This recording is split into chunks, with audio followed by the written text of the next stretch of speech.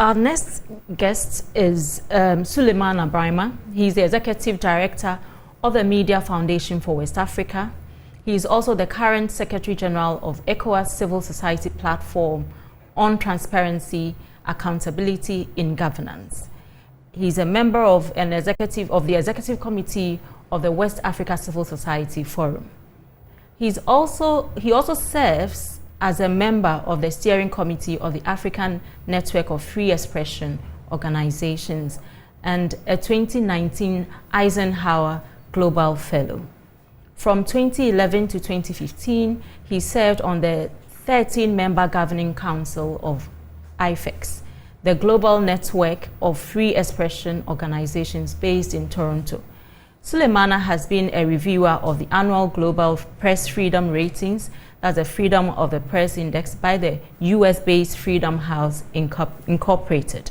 He has also participated in and presented papers on media rights and freedom of expression issues at various national, regional, and international conferences. Mr. Braimah, you have your turn now. All right. Thank you very much, Dr. Theodora. Good morning to you, Samson. Good morning. Good morning to colleagues who have spoken earlier and our esteemed guests and viewers. Well, I think that after 30 years of our democratic journey as a nation, there couldn't have been a better time to evaluate the role of the media in our governance and development agenda. So this morning, I will be attempting to diagnose the Ghanaian media within the context of 30 years of our democracy. And I will do so, I know that we don't have much time, I will do so by, from basically three broad perspectives. By firstly looking at the context, and then secondly, I will look at the Ghanaian media landscape as others have spoken about it over the last 30 years, and whether or not the media have played the role expected of them in the democratic dispensation. The third area will briefly be a diagnosis of some of the challenges that limit the media's role and effectiveness in our governance and democratic efforts. And then I'll conclude by sharing some reflections that will point us to perhaps some of the reforms that we need in order to make the media play its fourth estate role effectively and help rather than hurt our democratic progress as a nation.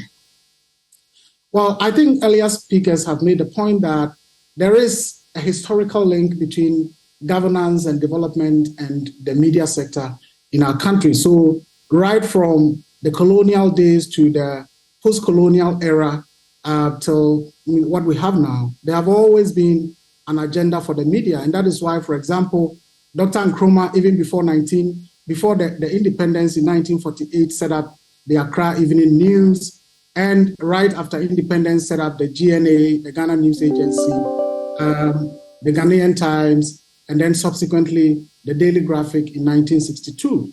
These were all attempts to ensure that the media are utilized as a critical player within the national governance architecture at that time.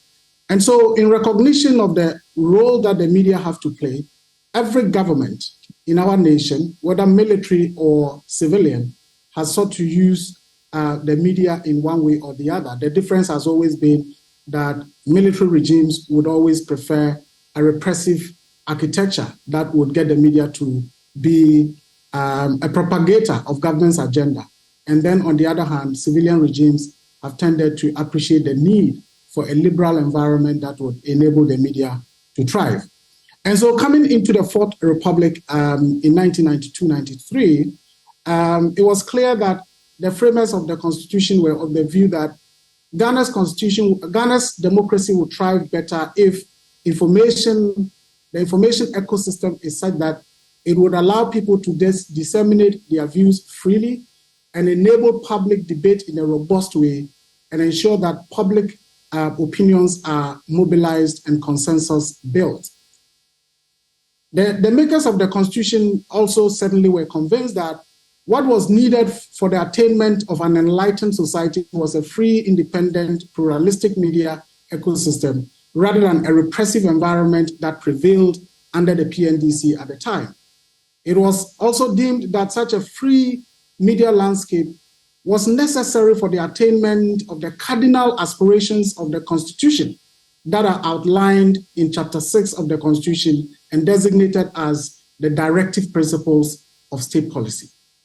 For me, it is therefore not surprising that the current Constitution grants such expansive freedoms and independence to the media.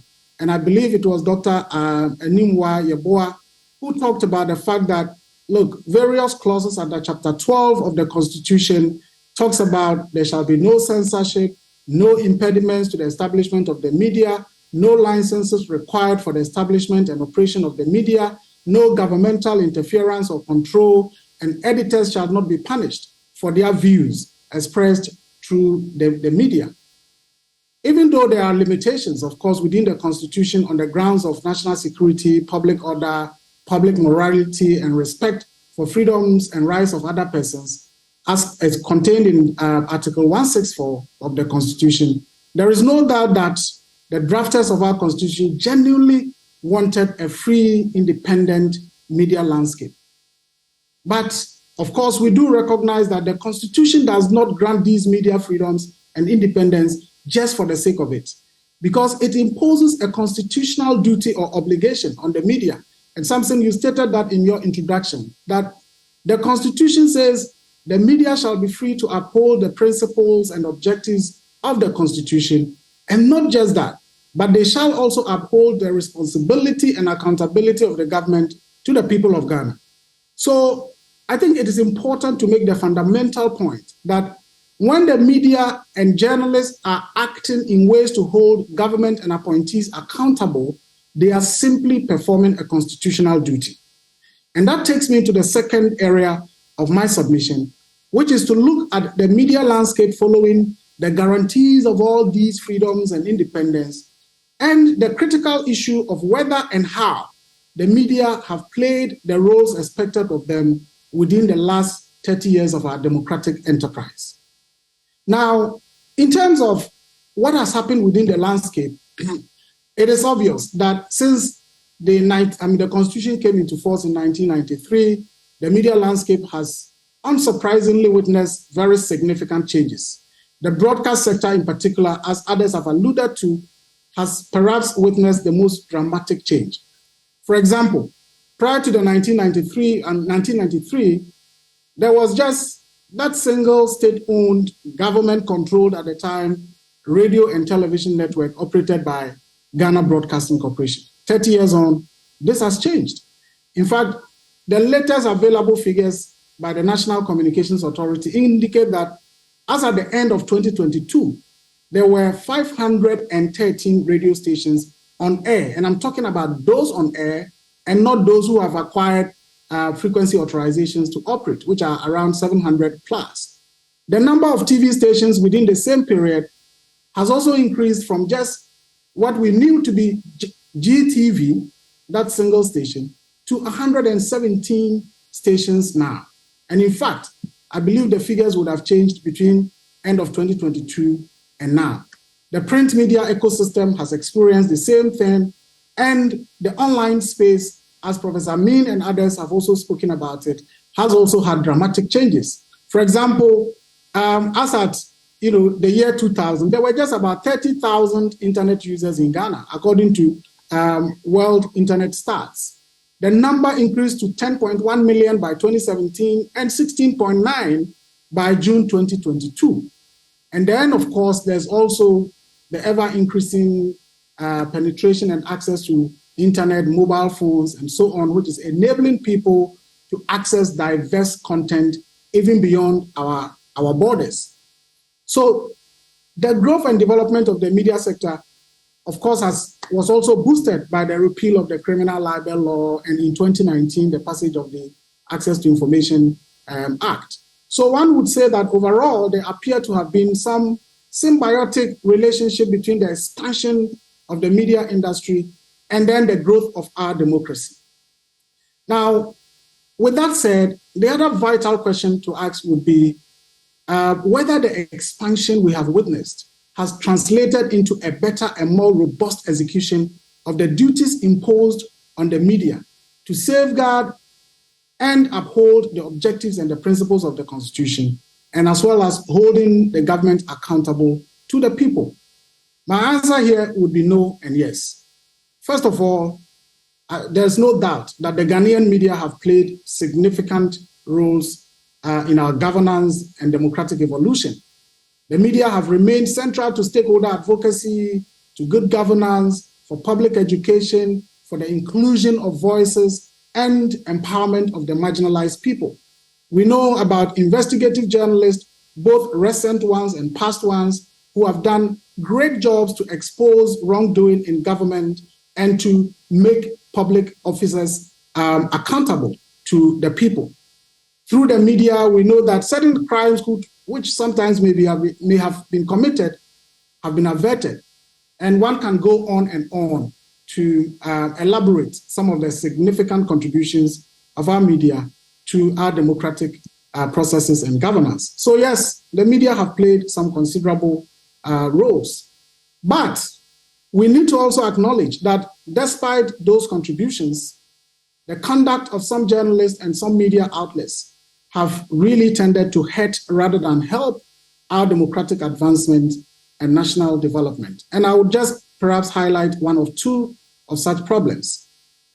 Now, emboldened by partisan and other interests, it has become very common to hear or see people baselessly abuse one another on radio or attack others on television or online. In fact, fabrications and outright lies and unsubstantiated allegations in sections of the media are now being perpetrated with disdain, as if it is normal. And sometimes it is done to suggest as though the constitutional guarantees of media freedom also guarantees media recklessness. But as we all do know, that is not really the case. And I would just want to illustrate, for purposes of clarity and provide an example. From June 2020 to May 2021, for example, the MFWA monitored and recorded 1,754 incidents of unethical conduct on just 10 Accra-based local language radio stations. Now, just 3 of those stations, 3 out of the 10, accounted for 83.4% of those ethical breaches. And these stations happen to be those that are partisan and well-known partisan owners. Now, within the same period ahead of the 2020 elections, we monitored hate speech, abusive language, unethical language on 60 radio stations across the country. And here too, out of the 60 stations, just 4 of them accounted for 74% of the incidents of hate speech, abusive content, pro-violent expressions that we recorded. Now, tied to the problem of unprofessionalism and sheer recklessness is the problem of the proliferation of misinformation, disinformation within the media space, and nowadays, especially on the internet-based media outlets. And then connected to the above are other problems that sometimes limit the capacity of the media to exercise or execute their mandate as required of them within our democracy. And I would again just basically list a few of them. First is the issue of attacks, threats, and abuses against journalists, which unfortunately has been on the rise over the last 5 years. For example, between 2017 to 2020 alone, we recorded 74 incidents of media rights violations. This means that this translates to more than 1 incident every single month of an abuse against journalists. And these, unfortunately, have continued even beyond 2020. The unfortunate thing is that they happen with impunity because perpetrators are not punished.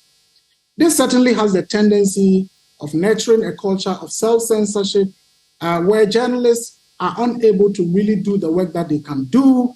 And under the circumstances, it takes only courageous journalists to be able to do what the Constitution requires of journalists in terms of upholding the government accountable, the government and appointees, and of course, everyone accountable to the people of Ghana.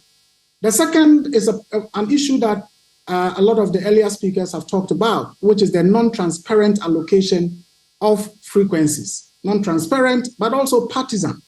When the NDC is in power, frequencies are dished out to NDC folks. When the MPP is in power, it is the same. Someone would say, but what is the problem with that? They are Ghanaians. Yes, the problem is that nearly all such media outlets exist, usually not for the business of journalism, but basically to serve the parochial interest of their owners and the political parties that they are affiliated with.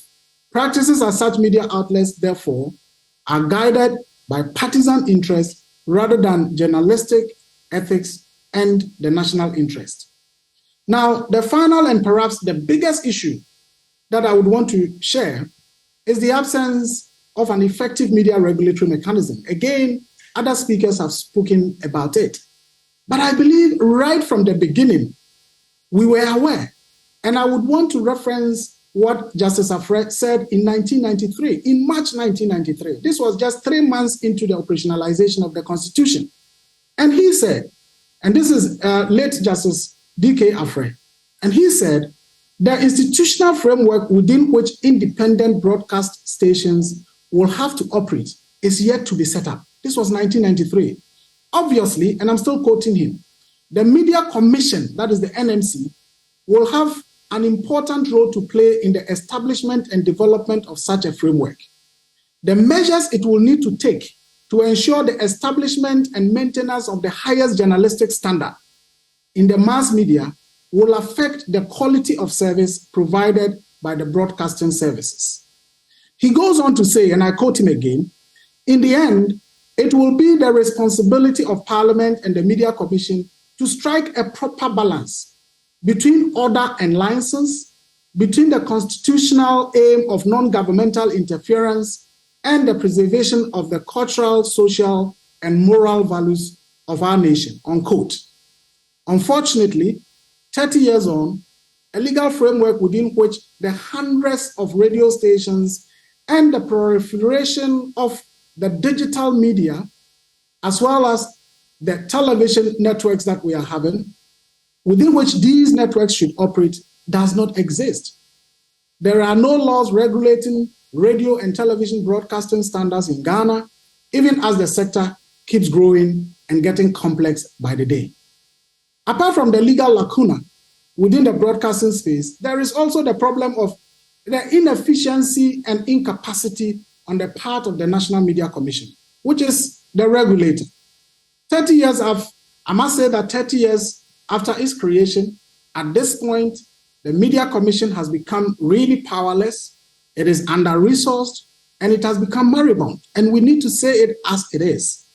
At the moment, in fact, one can safely argue that the National Media Commission is hardly living up to its obligation of, as the Constitution says, and I quote, taking all appropriate measures to ensure the establishment and maintenance of the highest journalistic standards in the mass media. And this is provided for under Article 167B of the Constitution. These days, in fact, decisions of the Media Commission are sometimes disregarded with impunity by media organizations and journalists against whom such decisions are made. And there are several examples that one can cite. But the NMC would say, go and retract, apologize, and they will sit on that same network that was used to commit the infraction and say, to hell with the NMC. There was even an occasion where a member of the commission, who was the editor-in-chief of a newspaper representing Braimah, her media organization had done something that the NMC deemed unprofessional and unethical. And the instruction was retract and apologize. What was done was that the next day, an editorial was written within that same newspaper, chastising the NMC and accusing the NMC of bias. And this is a commission that the editor-in-chief of that newspaper was a member of. So I would, because of time, now proceed to basically conclude by saying that everything that people have said here points us to one thing, that there is an urgent need for media reforms within the country. And I would basically go on to list maybe 2 or 3 of them that I'll put forward. One is that the National Media Commission, the time has come for it to be reformed. And those reforms, I believe, must include, 1, a reduction of the number of commissioners to perhaps a maximum of 7, rather than the current 18 members.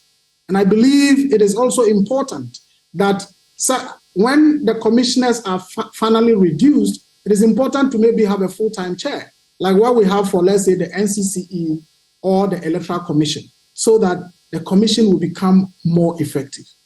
Beyond that, it is important for the commission to have, powers to sanction erring and recalcitrant media outlets and journalists. Because what is the point if they have no power to rein in recalcitrant journalists and media organizations? And then, of course, the NMC must be adequately resourced going forward. The second point is what people have said, the need for the broadcasting law at this time, because without a law to regulate what is happening, we are basically getting ourselves into a situation that would be a mess for all of us. The third point is that there must be transparency within the allocation of frequencies by the NCA. And beyond that, owners who are being granted frequencies must be made known so that everyone will know this station belongs to this person, that station belongs to that person. And therefore, it is not surprising if all they do is to propagate NPP agenda or NDC agenda. Thank you. I believe the state must also take immediate steps to improve the safety of journalist conditions in our country. And then the final thing is that it is important that we continue with the media capacity building efforts that the various institutions and organizations have been embarking upon over the years. And I would want to end here by thanking all of you and to say that to our audience and viewers, thank you very much for the privilege of your company. Thank you. Thank you very much, Sule. Thank you very, very much. Those are very insightful recommendations, and I believe...